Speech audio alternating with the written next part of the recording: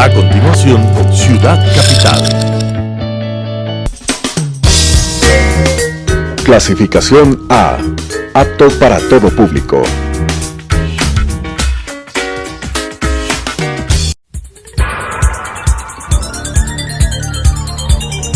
Las opiniones vertidas en este espacio por la producción y dirección del programa son de exclusiva responsabilidad de sus autores y de quienes intervienen en ellos.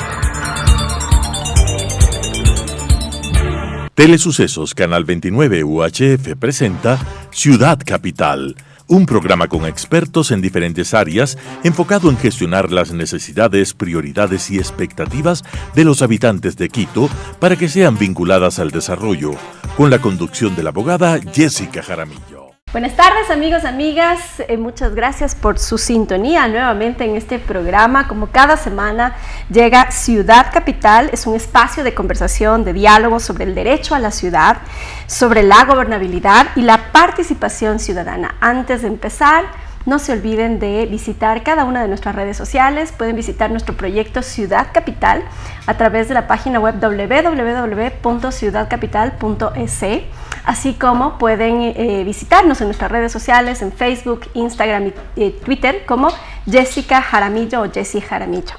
Bueno, vamos a hablar ahora de algo importantísimo para la ciudad, que es precisamente la posibilidad de construir una ciudad distinta en la que todos tengamos derechos, es decir, que podamos vivir libres de violencia, con igualdad de condiciones, una ciudad de oportunidades, esto que nosotros hemos llamado derecho de ciudad. Y para conversar sobre esto estamos precisamente hoy con una invitada muy especial. Ella es directora ejecutiva de la Fundación Tándem, es ex concejala, ex vicealcaldesa de Quito, hay que decirlo con todas sus letras, vicealcaldesa, para que se normalicen los términos, y es coordinadora de la iniciativa de seguimiento y evaluación de calidad de vida en la capital de la República, denominada Quito Cómo Vamos. Damos la bienvenida a Daniela Chacón. Daniela, muchas gracias por aceptar la invitación y por, sobre todo, conversar de Quito, ¿no? ¿En qué estamos? Como dice tu proyecto y el proyecto de varias organizaciones junto a Tándem, Quito Cómo Vamos. Hola Jessica, y bueno, un saludo a todos, muchas gracias por la invitación. Pues lamentablemente las cifras muestran que Quito no va muy bien, es decir, hay ciertas cosas en las que estamos bien como ciudad en general, pero haciendo un análisis integral y global sobre las 12 diferentes dimensiones de la calidad de vida que nosotros evaluamos en la iniciativa Quito Cómo Vamos, encontramos que en la mayoría de esas dimensiones hay unas brechas de desigualdad importantes, hay unas brechas de gestión pública importantes que hacen que no exista una calidad de vida óptima en la ciudad para muchísimos de sus habitantes. Entonces, la iniciativa Quito Cómo Vamos lo que busca justamente es brindar estos elementos, ¿no? Esta información para que los tomadores de decisión puedan tomar decisiones, valga la redundancia, en función de los datos, y también que la ciudadanía, al tener pues mayor poder con el acceso a la información, pueda ejercer una participación corresponsable y activa. Bueno, el Quito Cómo Vamos nos ha dado algunas cifras, por ejemplo, en términos que tienen que ver con recolección de basura, con calidad de vida, con calidad de aire, también en cómo va Quito y el impacto en el tema de cambio climático, pero más allá de esto y que las cifras son muy negativas, principalmente creo yo porque no ha habido un liderazgo, pero ¿de qué forma las personas nos podemos volver dueñas de la ciudad? ¿Cómo las personas, los ciudadanos que no somos autoridades, que no somos o que no están directamente relacionados con la política pública, pueden hacerse dueñas de la ciudad, del espacio público?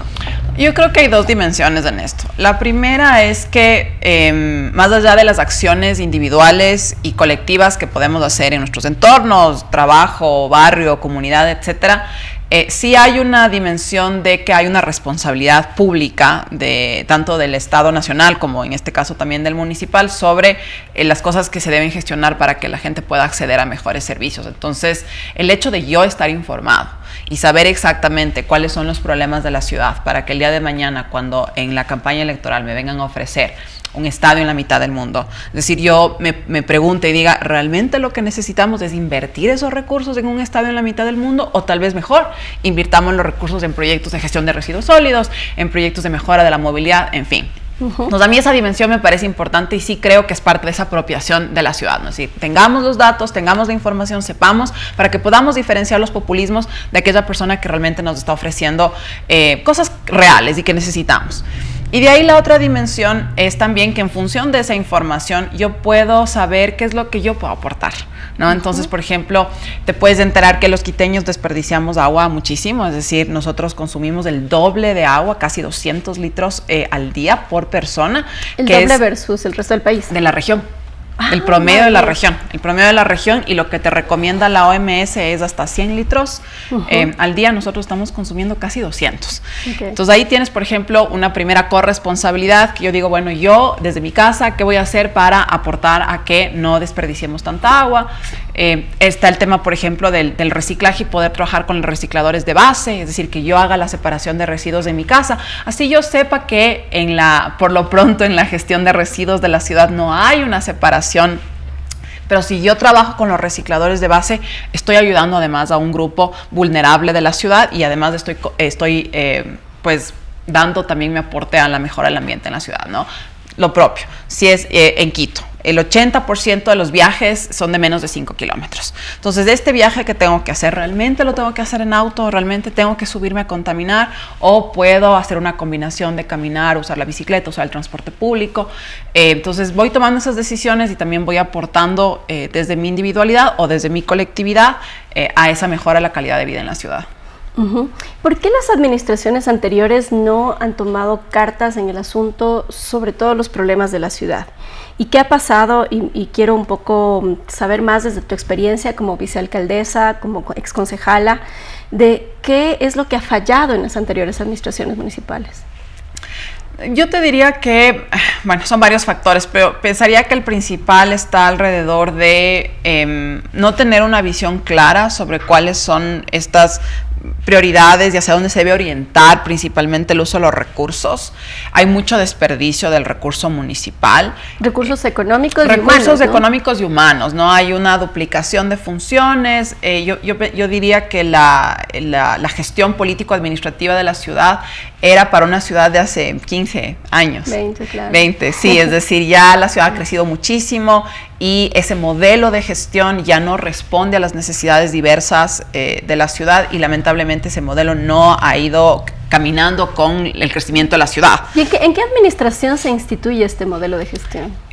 Es una combinación de lo que pasó en la administración de Moncayo y Barrera.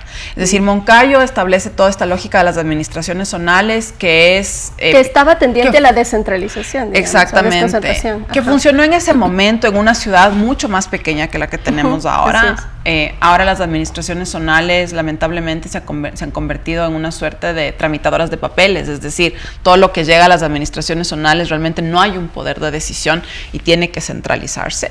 Y también cuota política, ¿no? O sea, eso es real, ¿no? Entonces, ese es el otro tema, justamente, o sea, justamente porque ese modelo de gestión no ha funcionado, ya las administraciones zonales no se han convertido en lo que debieron convertirse, que son estos entes que pueden gestionar su territorio más directamente con la gente.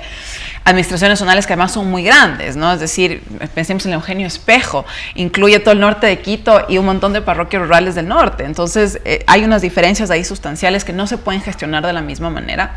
Y luego tienes esto que tú bien mencionas, Jessie, que es la crisis política del país que le afecta a la ciudad también. Claro, que es el epicentro de la crisis política es Quito. Sí, exactamente. Sí. El fraccionamiento de los partidos, la baja calidad de la representación, hace que lamentablemente los alcaldes que han pasado en los últimos 8 años, diría yo, han pensado que es una obligación la cuota política para la gobernabilidad y nos han hecho creer a los ciudadanos que es necesario, que es la única manera de garantizar gobernabilidad, y eso no es cierto. Entonces, si tú le sumas un modelo político administrativo caduco, que la administración Barrera se profundizó al burocratizarlo y hacerlo mucho más centralista, algo que no fue cambiado por Rodas, ni Yunda, ni Guarderas. Y si luego le sumas esta crisis política, entonces tienes este caldo de cultivo, digamos, para la crisis, que pues no quiere decir que no haya solución, no, por supuesto que hay. Claro. Ahora estamos entrando en una etapa electoral en donde, bueno, nosotras que hemos venido trabajando los temas de mujeres, yo digo, celebramos que haya mujeres en la papeleta, que estemos varias mujeres en la papeleta, pero eso no significa que Quito ha sido una ciudad incluyente precisamente. Y las mujeres tenemos muchos techos, ¿no? Uno de los techos más importantes, creo yo, es el techo billetera. ¿Cómo le hacemos para entrar en una campaña sin el apoyo de los grandes grupos económicos de poder que ya tienen sus candidatos, ¿no? Y ahí sería bueno conversar, Daniela, sobre tu posición como vicealcaldesa. ¿Cómo ves la relación de género y el poder alrededor del municipio de Quito y cómo esto impacta de buena o mala forma en las personas? Hay muchas brechas todavía en la ciudad. Yo pienso que, si bien, por supuesto, no ha habido avances, las vidas de las mujeres en los diferentes ámbitos, ¿no? En lo político, en lo económico, en lo social, todavía no son vidas plenas, no vivimos una vida libre de violencia en Quito, no vivimos una vida equitativa y justa, lamentablemente. Parte de eso ha sido la baja representación de mujeres en general, es decir, si bien han habido avances, por supuesto, y ahora hay varias candidatas en la papeleta, que yo eso me alegro mucho, lamentablemente ya a las elecciones eso no se ha traducido todavía, ¿no? Es decir, no hemos tenido todavía una alcaldesa mujer. Es hora ya. Es hora, por favor. Casi de las cifras que nosotros tenemos en Quito, como vamos, alrededor del 65% de los directores y directoras de quienes toman las decisiones en el municipio son hombres. Así es. Entonces realmente no hay una visión de que integremos la perspectiva de género en la gestión pública. Así es. Y eso se refleja en que las necesidades y las experiencias de las mujeres no están siendo evidenciadas para la toma de decisiones, y además nosotras hemos sido afectadas mucho más por la pandemia y por esta crisis socioeconómica que cualquier otro grupo. Entonces, fíjate que las cifras en Quito te muestran que en el último año la mendicidad en la ciudad creció en un 300%. Y casi el 60% de esas nuevas personas que están en condición de mendicidad son mujeres. Tienes además que el desempleo en la mujer es mucho más alto que en el hombre. Y el subempleo también, ¿no? Y el subempleo también. Tú tienes que más o menos del 56, casi llegando al 60% de comerciantes ambulantes son mujeres, todas, casi el 96% de ellas son jefas de hogar, monoparental, y tienen de 1 a 3 cargas familiares, y las cargas familiares trabajan con ellas. Entonces hay una vulnerabilidad. Niñas, porque además el Estado, ni el local ni el nacional, les da la posibilidad a esas mujeres de tener espacios de cuidado, por ejemplo, seguros, donde ellas puedan dejar a sus niños y sus niñas tranquilas y puedan irse a tratar de buscar trabajos de mejor calidad. Así es. Con un sueldo básico, con acceso a seguro social. Entonces vemos ahí esas precariedades y vemos que esas necesidades no están siendo discutidas ni en el consejo ni en el municipio, en términos de qué política pública generamos para eso. Ni entre los candidatos. Entonces yo creo que también va a ser importante. Vamos al show nuevamente y eso es una preocupación grave, porque este fin de semana veíamos ciertos shows políticos o culturales que se intentaban hacer políticos, teniendo un poco el ejemplo de Quito, de que fue la primera ciudad en donde se ha removido un alcalde y que lamentablemente ese alcalde quiere regresar, ¿no? Con todos los temas de corrupción. ¿Cómo miras tú el tema de corrupción y transparencia al interior del municipio de Quito? Es muy grave la situación, porque verás que las cifras que nosotros levantamos una encuesta todos los años y le preguntamos a la gente sobre diferentes cosas sobre la calidad de vida, pero también le preguntamos sobre su opinión alrededor de la gestión y de la transparencia y la corrupción. Tienes que ya cerca de un 70% de la gente no cree en el municipio. Olvídate de la autoridad de turno. Ya. En el municipio la como institucionalidad tal, en la institución como tal, no cree y no tiene confianza, y una de las razones principales porque del año pasado a la corrupción pasó a ser la segunda preocupación por encima del transporte público y la movilidad. Siempre la primera preocupación es la inseguridad.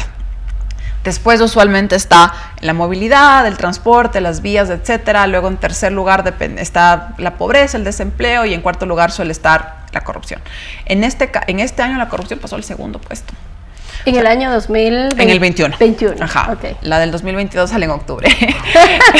Bueno, ya vamos a tenerla pendiente porque también es importante. Sí, como antesala, de hecho, para las elecciones, para justamente generar un debate, ¿no? Esto que tú dices es fundamental. Es que ahí tienes hay una diferencia con los estrategas políticos, ¿no? Los estrategas te dicen, no, la gente no le interesa la corrupción, la gente lo que le interesa es obra. Pero realmente cuando uno va al territorio, y te cuento como experiencia personal, cuando vamos al territorio, la gente en realidad está cansada y dice, por Dios, vea, que ya no nos roben, con que ya no nos metan la mano al bolsillo es suficiente, ¿no? Sí. Además, la gente entiende claramente que la corrupción afecta la calidad de servicio que recibe, la forma en cómo está recibiendo el servicio, o el hecho que no reciba el servicio y la obra que quiere. Entonces, los quiteños y las quiteñas sí están haciendo la relación en la falta de obra pública o la baja calidad de la gestión de la obra pública con la corrupción. Y este cruce, digamos, me parece importante porque de cara justamente a las elecciones, pienso que para trabajar esta temática, y eso es parte de lo que nosotros queremos hacer con la iniciativa Quito Cómo Vamos, es justamente entregar toda esta información para que la gente, pues, el momento en que se acerquen los candidatos, el momento en que escuchen las propuestas o lean los planes de gobierno o escuchen los debates, realmente puedan hacer estos análisis y entender que en efecto la corrupción está afectando directamente a cómo se están gestionando los servicios y los recursos. Fíjate que la encuesta también nos dice que hay 65% de gente que está insatisfecho en cómo se gestionan los recursos en la ciudad. Claro, claro. Entonces ven que el dinero, que sí hay, no se está yendo a lo que realmente importa. Ahora, nosotros tenemos hoy 880 millones de dólares como presupuesto del municipio. Y claro, a nosotros nos llamaba mucho la atención ver el año pasado con una baja ejecución presupuestaria. Este año sigue a la baja la ejecución presupuestaria, es decir, no hay una mejora en la ejecución. Pero para lograr cumplir la meta, por ejemplo, en la administración zonal Quitumbe se pusieron luces en lugar de dar obra pública a la gente, ¿no? Esa también es una medición equivocada, es decir, medirles a los administradores o a los funcionarios por cuánto invierten sin conocer realmente la calidad del gasto público. Claro, y la calidad del gasto público tendría que estar orientada a esos principales problemas.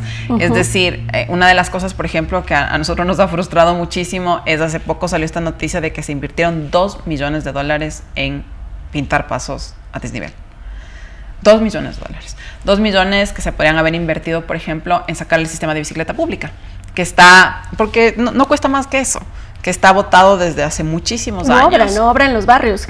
Obra en los barrios, mejora las aceras. Es decir, entonces vemos claramente que parte de esta desconfianza que la gente siente en el municipio es porque ve que las autoridades desconocen de la cosa pública, municipal sobre todo, y que en esos recursos que hay, no se están invirtiendo realmente para reducir esas brechas de desigualdad, para aportar a la mejora de la calidad de vida. Y pues nosotros queremos, desde Quito Cómo Vamos, orientar el debate en las elecciones hacia eso, ¿no? Es decir, apoyar a que la opinión pública y el debate se oriente a lo que realmente nos debe interesar como ciudadanos, y que en función de eso, pues la gente tome su decisión. Ahora, en el caso de la política social, durante la administración Rodas, toda la política social la manejaba el patronato, ¿no? Pero con todo lo que ha pasado, y sobre todo por los temas de corrupción y el desconocimiento de lo público, diría yo, todo lo que era política social de acceso se ha ido prácticamente recortando en el municipio, y el día de hoy ya no tenemos guaguacentros, ya no tenemos patronatos, ya no tenemos calidad en educación municipal. Es decir, entendemos que el Estado tiene estas dos aristas, ¿no? El crecimiento económico, que tampoco ha habido, pero también la parte social para brindar oportunidades. ¿Qué crees que deberían hacer las autoridades municipales en cuanto a esto? Principalmente políticas sociales. Mira, la desnutrición infantil en las 33 parroquias rurales es alarmante. ¿Cómo vamos a combatir la pobreza y cómo vamos a erradicar sobre todo este tipo de problemas desde el municipio? ¿Cómo podemos hacerlo? Ustedes desde esta iniciativa, ¿cómo plantean la resolución de estos problemas? Yo creo que una de las cosas importantes de tener claro en esto es que las principales pobres son las mujeres, que además son jefas de hogares monoparentales y que tienen sus cargas familiares. Esto no quiere decir que no hay que invertir, por supuesto, en los hombres, sino que estoy diciendo que hay una vulnerabilidad y una precariedad especial en las mujeres, exactamente. Ajá. El hecho de que las mujeres no tengan acceso a un empleo digno también incide en ese desarrollo económico e incide en el futuro de todas esas cargas familiares. Entonces, una de las prioridades sí debería ser volver a tener los centros de cuidado, los guaguacentros, CMIs, como les quieran llamar, eso es lo de menos. Guaguacentros. Pero se necesita que las madres de familia tengan estos lugares seguros a los que puedan ir a dejar a sus niños y a sus niñas, y no hablemos solo de niños de 0 a 5 años, porque otro de los problemas que tiene la ciudad es que los adolescentes se están quedando solos en sus casas porque obviamente ya no hay espacios públicos seguros. Las madres y los padres no quieren que los guaguas salgan a los parques porque obviamente están cerrados o son sitios. Fíjate que nuestras cifras nos muestran que el principal problema de convivencia que la gente señala tener en la ciudad es el consumo de alcohol en los espacios públicos barriales y las riñas que surgen del consumo de alcohol y eso como consecuencia el miedo a utilizar los espacios. Y la violencia que hay alrededor. Y la violencia que se genera, exactamente. Entonces estamos viendo cómo los niños y los adolescentes, que son pues nuestro presente y nuestro futuro, no están teniendo estos espacios de dispersión en la ciudad, no están pudiendo utilizar la ciudad. Además están dentro de familias que tienen unos niveles de precariedad importantes, que no tienen acceso a seguro, que no tienen acceso a un buen empleo. Sí, el municipio no puede solucionar el tema del empleo, pero si es que el municipio le otorga a esas madres y esos padres de estos servicios sociales, de cuidado y atención, de acceso a mejor alimentación y demás, entonces esas familias van a poder salir a encontrar mejores trabajos y así de esa manera aportar al desarrollo económico. Entonces sí hay mucho que hacer, ¿no? Está el tema de los guaguacentros. Yo diría otra cosa que se ha perdido en el camino y además tú conoces muy bien esto, porque de hecho así fue como tú y yo nos conocimos, el tema del acoso sexual en el transporte público. Es decir, esto es una lucha que viene de muchos años, inclusive empieza en la administración Barrera, sigue en la administración Rodas, y se muere en esta administración completamente. Ahí recuerdo, y para que quienes nos miran lo recuerden también, y nosotros planteamos en la administración Barrera, antes de la administración Rodas, una ordenanza, una resolución de Consejo Metropolitano que se llamaba Transporte Exclusivo para las Mujeres en Quito. Y luego, claro, o sea, nos tocó hacer un trabajo duro. Alguna gente no se acuerda que yo era la que le iba a pedir el voto al concejal para que por favor vote a favor de la resolución. Y fue durísimo, claro, porque incluso teníamos la oposición del propio Barrera, ¿no? El otro día que estuvo aquí no se acordaba de eso, no se acuerda. Pero bueno, en todo caso te digo, sí, Quito tiene el 26.33% de la población que está en edad de trabajar con desempleo, es decir, estamos hablando de más de 150,000 personas en el desempleo.